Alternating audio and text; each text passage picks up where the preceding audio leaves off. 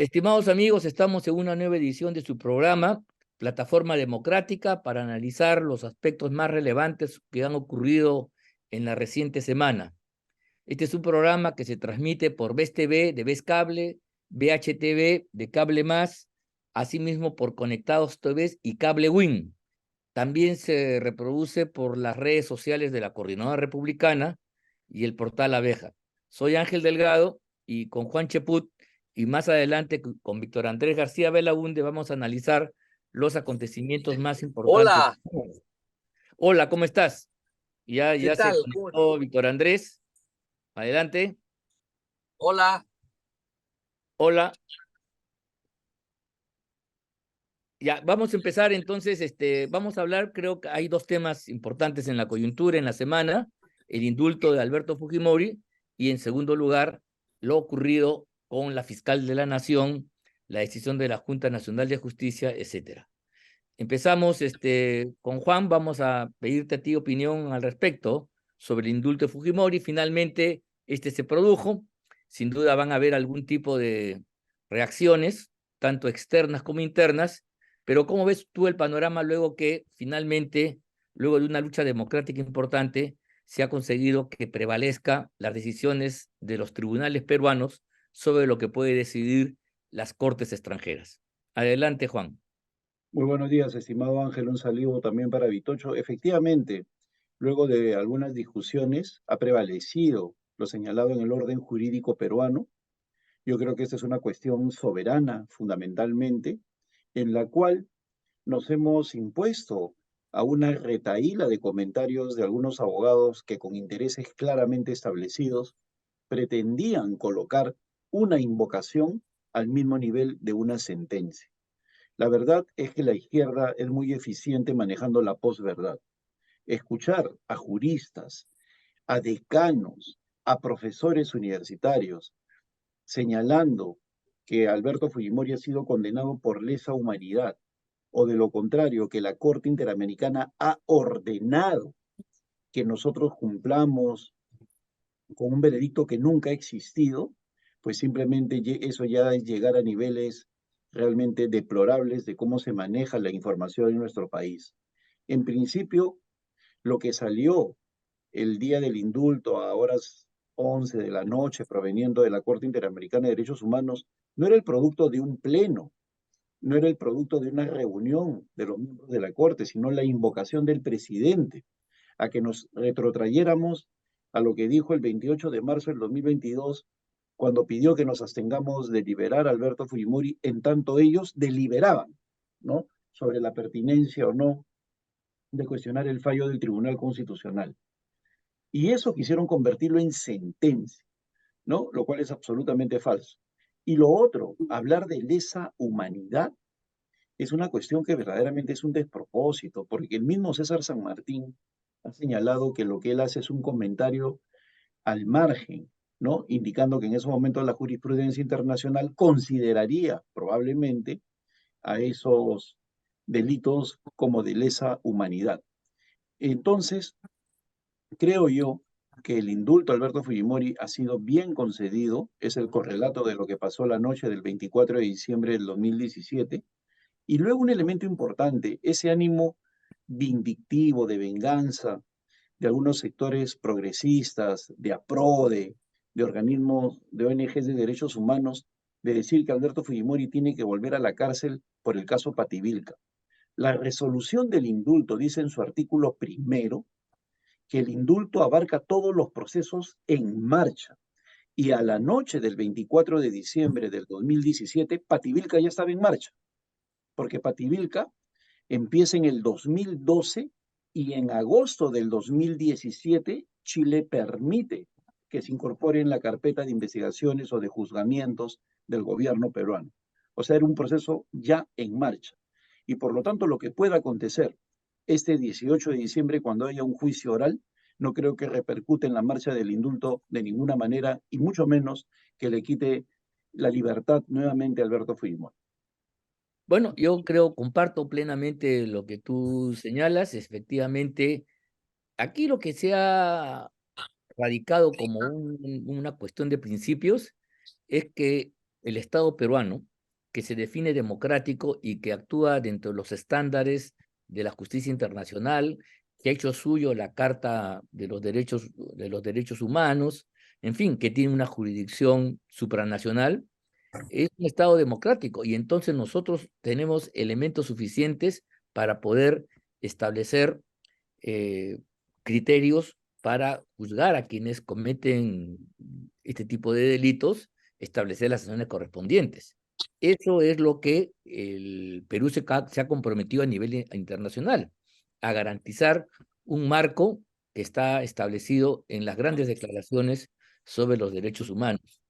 Pero que nos vengan a decir cómo hay que aplicar esto en concreto, qué tipo de pena, cuánto, y sobre todo negar dos instituciones fundamentales que están en la Constitución, como son el indulto y la amnistía, es un despropósito que no tiene fundamento alguno. Además, yo quisiera traer a memoria de que en Colombia, para alcanzar la paz, se usa la amnistía, es aprobada por el Congreso de dicho país, para olvidar los delitos de las FARC, que más o menos es el sendero luminoso de allá, y yo no he visto ningún tipo de reclamación por parte de los jueces internacionales o de la Comisión de Derechos Humanos decir que esto es una aberración. Más aún se llama a esto justicia de transición, que es una forma de superar una serie de problemas pasados para tener un horizonte futuro distinto. Entonces, creo que el suelo está parejo y no hay nada al respecto. Tú, Víctor Andrés, que acabas de entrar, me gustaría conocer también tu opinión acerca del indulto y las consecuencias que esto conlleva. Bueno, yo creo que está muy bien lo que ha dicho Juan, lo que has dicho tú. Yo quisiera ir un poco más allá. A ver, yo no he estado de acuerdo con el indulto a Fujimori cuando se dio en su momento, porque era un indulto que no era pues producto de la gracia del señor Kuczynski, sino producto de los intereses políticos de Kuczynski en su momento. O sea, se usó un poco el indulto como una transacción política, como una manera de poder evitar una vacancia, etcétera, etcétera, etcétera. Y eso le costó mucho a PPK. No solamente perdió, no logró la adhesión del Fujimorismo totalmente, de los Kenji, pero no de la otro sector del Fujimorismo.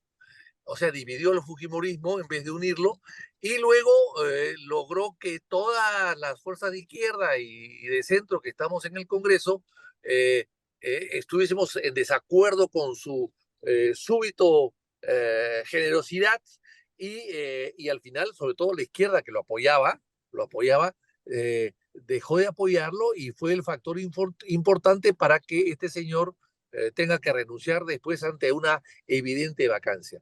O sea, yo creo que el señor Kuczynski se equivocó y la pasó muy mal y sus cálculos fueron erróneos, y lejos de mejorar las cosas las empeoró con el indulto que se veía a todas luces que era una cosa totalmente absurda, amañada, interesada, negociada, etcétera, etcétera, que no era lo que es un indulto, que es un perdón porque crees que hay un exceso en la sanción, o que ya cumplió, o porque sencillamente pues tienes un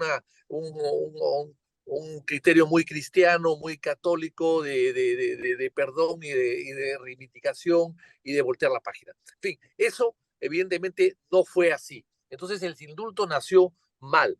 Ahora bien, el indulto está allí, y el indulto es una gracia de los jefes de Estado que viene de la Edad Media, inclusive antes.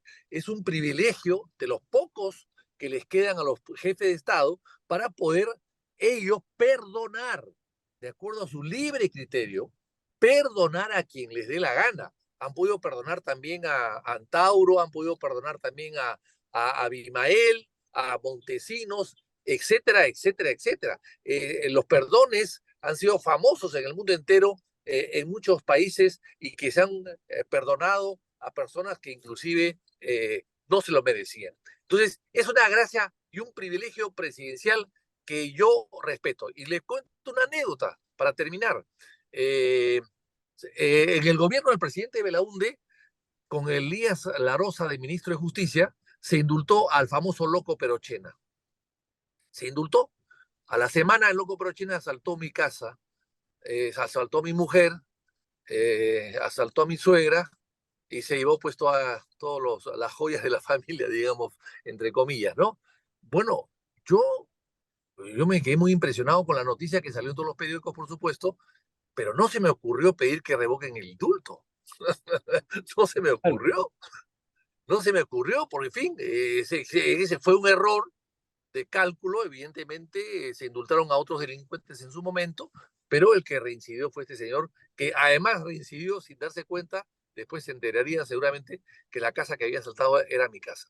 Entonces, realmente, a pesar de esa amarga experiencia, yo no cuestiono el derecho de gracia a los jefes de Estado y creo que hay que respetarlos. Entonces, en el caso del señor eh, Fujimori, bueno, es un derecho de gracia equivocado, inoportuno, que le costó a él la presidencia de la República, pero ya yo lo daría por terminado porque ya ha producido bastantes eh, conmociones sociales y políticas desde que se dio hasta el día de hoy. Así que yo creo que hay que dejarlo como está. Y finalmente, lo que ha hecho Juan y lo que ha hecho Ángel también me parece interesante. Yo he escuchado al vocal César San Martín, que me merece todo el respeto del mundo. Es un hombre muy valioso. Yo creo que es el más académico de todos los magistrados que tiene el Poder Judicial en este momento en la Corte Suprema. Y lo he escuchado varias veces y él ha dicho que no fue condenado por lesa humanidad. Entonces, la pregunta es si él, que es el autor de la sentencia, dice eso, que él la redactó, y no creo que sea que la haya mandado a redactar a otro, sino que lo ha hecho porque era un tema muy importante. Si él dice eso, pues yo le creo a él. Y si es así, ¿qué cosa estamos diciendo? Estamos interpretando o afirmando lo que él niega, siendo el autor. Me parece pues que es una cosa totalmente absurda. O sea, una vez más estamos comprobando que el sesgo político está por encima del derecho y de la política misma, ¿no? Correcto. Mira, simplemente para precisar que el indulto es un tema controversial y no es necesario estar a favor. Más aún, puede polarizar, puede generar muchas diferencias y esto es legítimo que suceda en una sociedad democrática donde hay puntos de vista distintos y enfrentados. Ese no es el problema. El problema es que tú has señalado, primero, que es una facultad del jefe de Estado. Mira, pero sin embargo en Estados Unidos se usa esto para perdonar la pena de muerte y esta facultad está en manos de los gobernadores, ¿no? Para que veas tú cómo funciona. No es que el tipo sea inocente, sino que simplemente en lugar de aplicarle la pena máxima, se la convierte en una prisión perpetua, ¿no? Ese es el asunto. Entonces, ese es el tema. Y además hay que recordar lo siguiente, que independientemente de nuestra voluntad, el Tribunal Constitucional, que es la máxima instancia en esta materia, ha dicho en su oportunidad el año pasado, en marzo, que el indulto era válido y por lo tanto Fujimori debe salir. Entonces, aquí ya hay otra consideración, una sentencia válida del Tribunal Nacional que no puede ser contradicho por nadie si es que nos movemos dentro de las reglas de la democracia y el Estado de Derecho.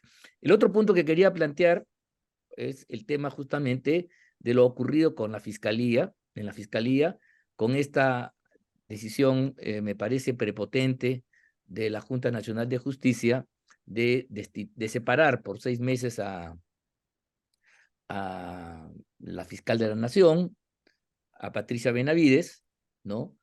Y en última instancia, como consecuencia política, es retornar al caviaraje el control de esta importante institución. Entonces yo sobre esto, primero sobre el hecho y segundo sobre las consecuencias que esto va a tener en el futuro político inmediato, porque los caviares que utilizan estas armas como una pistola y no dudan en hacer uso de ella y después recién preguntar, pueden afectar a un conjunto de personas, congresistas, entre ellos periodistas, y la persona que tuvo en este caso, la mala fortuna de haber conversado, incluso telefónicamente con la señora, haberse entrevistado, haber chateado, porque ya es parte de este organigrama de organización criminal que habría en el Ministerio Público y que está mandando sobre el Parlamento en la forma más grosera, de modo tal que el defensor del pueblo ha sido decisión finalmente de la señora Benavides, la destitución inhabilitación de la Ábalos fue también Benavides, y el actual procesamiento también tiene que ver con la señora Benavides. Esto que lo crean los idiotas, pero esto es lo que está pasando. Juan, al respecto. Bueno, yo creo que la debilidad en política nunca se termina de pagar. Mm. Y veo allí una gran inexperiencia parlamentaria, una gigantesca inexperiencia parlamentaria. Es Sí. impresionante. Mira, cuando ellos debieron haber suspendido a la Junta Nacional de Justicia, a pesar de que ya existía un fallo del Tribunal Constitucional que los facultaba a hacer uso de sus prerrogativas en el ámbito de la investigación de cualquier funcionario público, vuelven a pedirle consulta al Tribunal Constitucional y hasta ahora no se manifiesta. Cuando la Junta Nacional de Justicia presentó una acción de amparo ante el Poder Judicial, se la dieron en 12 horas para paralizar al Congreso. Y el tribunal ya tiene meses, 2 meses, evaluando si permite que se investigue o no la Junta Nacional de Justicia. Estos señores no se dan cuenta que hay 11, unos dicen 9, otros dicen 11, otros dicen 14 horas de grabaciones de congresistas con miembros de la Fiscalía, etcétera, etcétera, y que el siguiente paso va a ser el Congreso. Van a empezar a demoler el Congreso, tal y como se hizo en el mes de septiembre del año 2019, cuando una mayoría también de calichines, bullangueros, pero calichines del fujimorismo, 73 calichines, no, no se daban cuenta de lo que venía, a pesar de que se les advertía una y otra vez y que no pusieran al señor Pedro Lechea, pero ellos insistían en que el número es fuerza en política. Están equivocados, ¿no? El número no es fuerza. En la política es temperamento, es carisma, como dice Max Weber, es iniciativa, es kairos, el tiempo oportuno, no es número.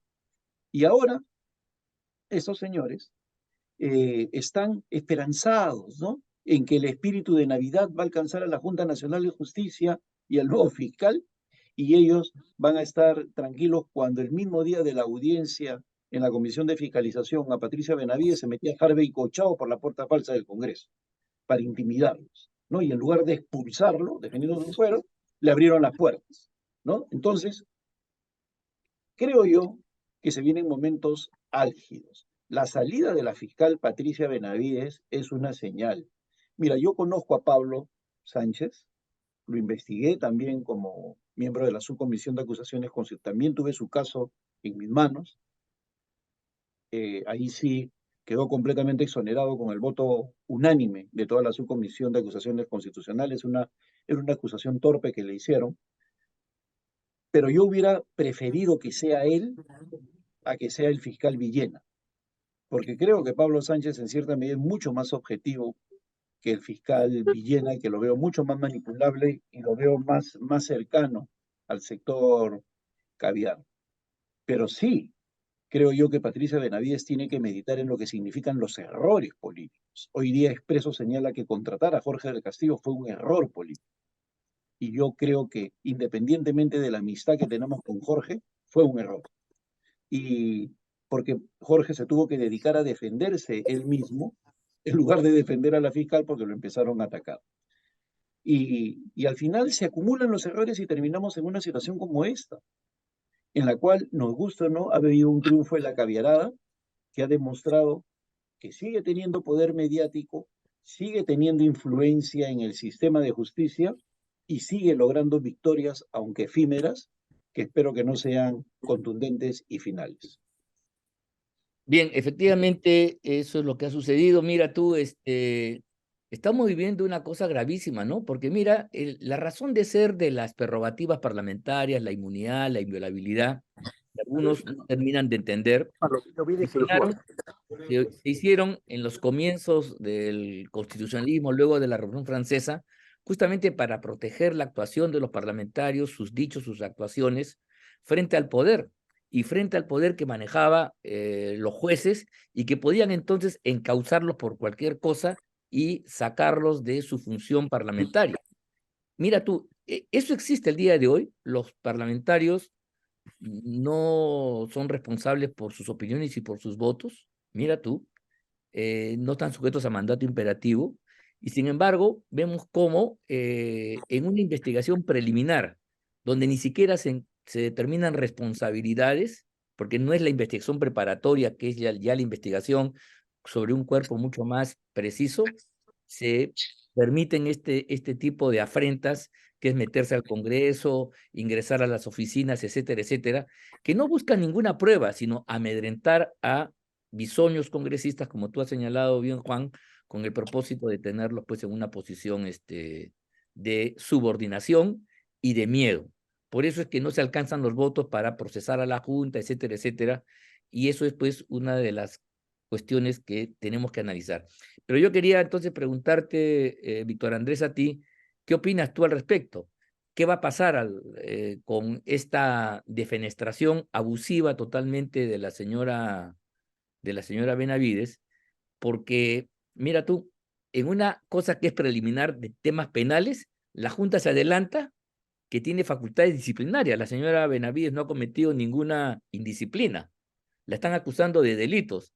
Y hasta donde sabemos nosotros, los delitos solamente pueden ser examinados por el Ministerio Público, investigados por la Fiscalía. La Junta no tiene esa facultad, ¿no? Entonces, cuando estamos en una fase preliminar inicial por parte de esta cosa que desarrolla la señora Barreto, la Junta se adelanta y ya la sanciona con 6 meses de separación. ¿Qué te parece, mi estimado Víctor Bueno, Andrés? bueno, a ver, yo creo que al final van a tener que irse todos, ¿no? Yo creo que al final van a tener que... Es decir, me parece la señora Benavides que actuó bien cuando empezó, pero parecería que se mareó con el poder y empezó a meter la pata de una manera increíble, ¿no? Haber sacado a la señora Marisa Barreto a las 4:15 de la mañana, de la madrugada, haber hecho una serie de cambios, haber acusado a la presidenta todo el mismo día, todo dentro de las 24 horas, son maniobras políticas totalmente desacertadas. El hecho de haber llevado también a un político consagrado, que es buen abogado, nadie lo duda, que es una persona que sabe, nadie lo duda, pero que tiene una vinculación tan notoria con un partido que es parte, lamentablemente, de la polarización del país, porque desde los años 30 se han votado contra el APRA, contra el comunismo, después contra el fujimorismo, siempre ha habido antis en el Perú que han hecho que otros ganen. Bueno, el APRA es parte de esa historia, lamentablemente. Entonces, yo creo que sin descartar, por supuesto, sin hablar mal en absoluto de sus cualidades que las tiene y que todos las reconocen, no era la persona más adecuada en este momento, sobre todo para defender a una señora que tenía flancos tan débiles, digamos, ¿no? Y que además estaba acusada también políticamente. Entonces, si estaba acusada políticamente, pues tú no llevas a un político, evidentemente, porque estás polarizando más el tema. Tú llevas pues a un académico, ¿no? A un académico es que no, que pueda jugar un poco con las razones y los argumentos valederos.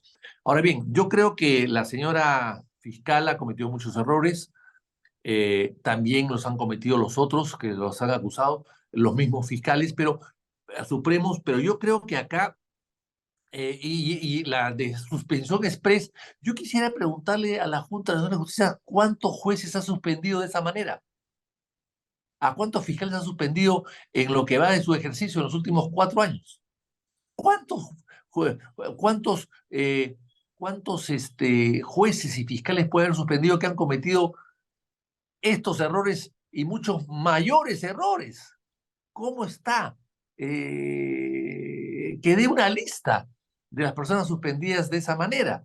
Entonces, yo creo que me parece que han actuado muy rápidamente, ilegalmente, ellos además cuestionados mismos y el Congreso, lógicamente que con 50 o 60 niños tampoco puede hacer mucho. Entonces yo creo Correcto. que hay que renovar el JNG, quitarle los poderes que tiene, Sí. quitarle los fiscales tienen demasiado poder. Hay 5 fiscales supremos, deberían haber 15 como vocales supremos.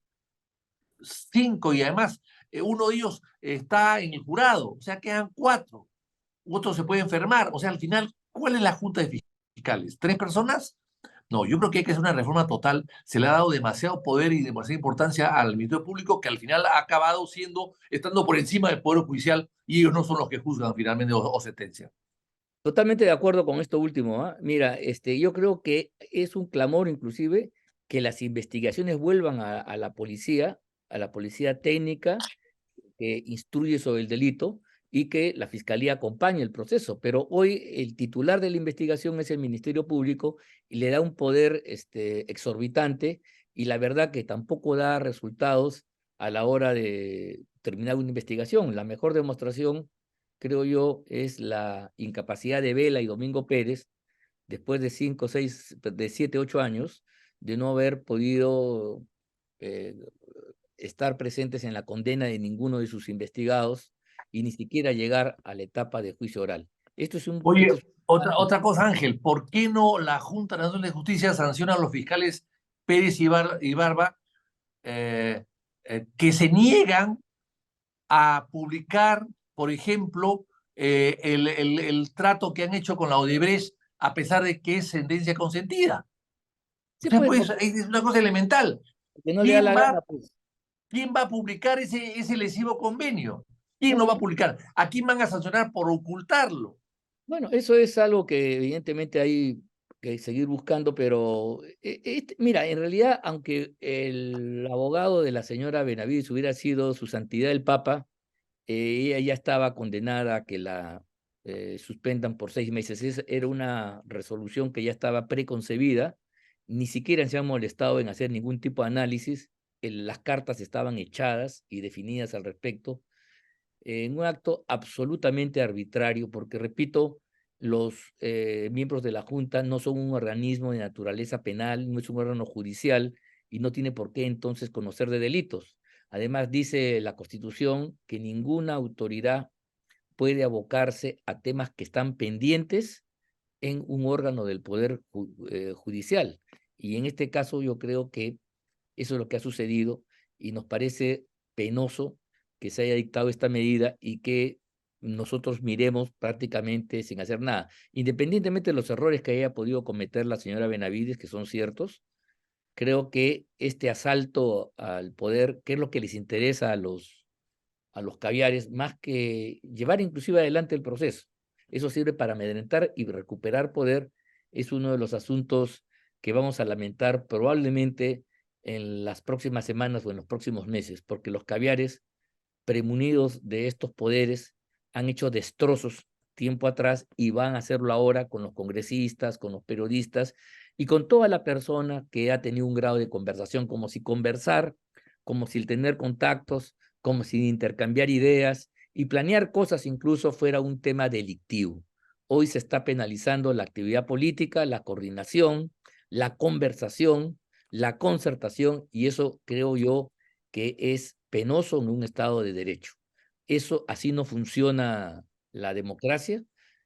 Aquí se está desplazando a los representantes del pueblo que se supone que son titulares del poder y este poder recae en verdad en un grupo de oráculos, de iniciados que se supone tienen la verdad como una ciencia infusa y deciden lo que está bien, lo que está mal, lo que es correcto, lo que es incorrecto. Eso no es una democracia y finalmente estamos pagando pues los platos rotos de este virus caviar que se inoculó hace unos años, especialmente en la época de Vizcarra, y repito, por ese camino la democracia se va a destruir. Porque mira tú, ¿qué sentido tiene postular al Congreso si más importante es meter jueces y fiscales en los respectivos aparatos administrativos de dichos poderes, ¿no? Entonces los partidos políticos pugnarán pues ahora por tener más jueces, más fiscales, porque es ahí, en la fiscalía, es ahí en el Poder Judicial donde las cosas se deciden finalmente. Y el Parlamento pasa a ser una cosa de segundo, tercer orden, y así se destruye la democracia representativa. Mira, hemos llegado al final de nuestro programa. Estos quedan un conjunto de elementos para seguir desarrollando, comentando, pero en aras al tiempo ponemos punto final al mismo. Nos despedimos de ustedes agradeciéndoles la gentileza de seguirnos y acompañarnos semana a semana en su programa Plataforma Democrática, y simplemente nos despedimos hasta la próxima semana. Muy buenas tardes. Víctor Andrés, buenas tardes. Gracias.